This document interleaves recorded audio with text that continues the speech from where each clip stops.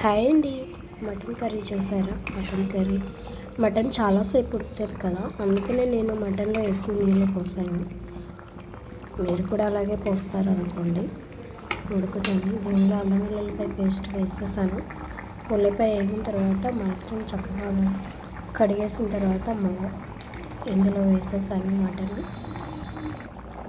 చూడండి, ముక్క అయితే చక్కగా ఉడికింది.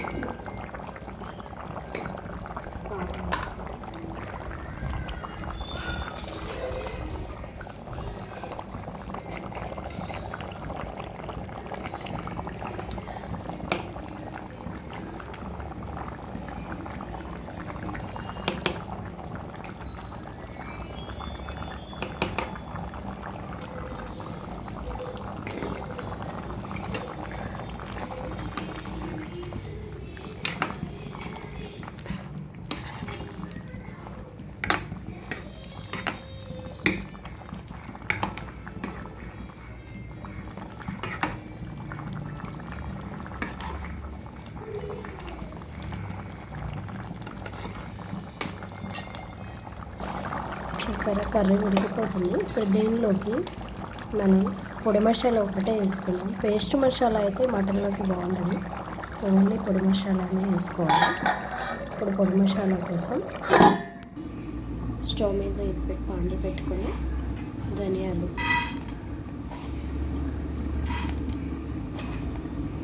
ఒక 50 grams వేసాను. కొంచెం రైస్, మరాఠీ మొక్క,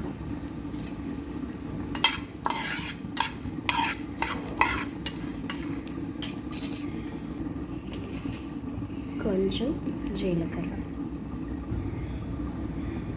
లవంగాలు 2 మిరియాలు వేసి మంచిగా వేయించుకోవాలి. వేగిపోయి కట్టండి. ఒక 2 బిర్యానీ ఆకులు ఇందాక మర్చిపోయాను అన్నమాట.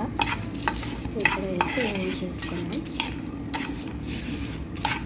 కొంచెం చల్లారనిద్దాము. చూడండి, ఇది చల్లగా అయిపోయింది. మిక్సీలో వేసేసుకుని ముందు ఆకేసుకున్నాం. తర్వాత ఇది పొడి మసాలా అండి. ఏ మసాలా కర్రీకైనా బాగుంటుంది. వేసేసాను, మిక్సీ వేసేసుకున్నాం. చూసారా, నలిగింది కదా. ఇప్పుడు వెల్లుల్లిపాయలు వేసుకొని, దీనిలో వెల్లుల్లిపాయలు వేయకపోతే పొడి మసాలాకి టేస్ట్ రాదండి. వేసేసి మంచిగా మళ్ళీ ఒకసారి మిక్స్ చేద్దాం. గుమగుమలాడే స్మెల్తో భలే మంచి స్మెల్ వస్తుందండి. ఇప్పుడు కొంచెం పొడి మసాలా తీసుకొని కూరలో వేసేస్తాం.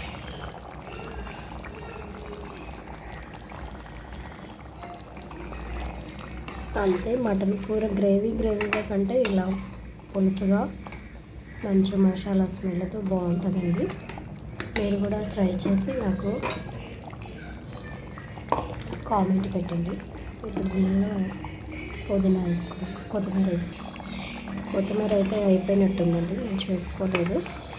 అంతే, కర్రీ కొంచెంసేపటికి ఇలా దగ్గరికి వచ్చేస్తుంది. Okay friends, bye bye. నా వీడియో లైక్ చేయండి, షేర్ చేయండి, కామెంట్ చేయండి.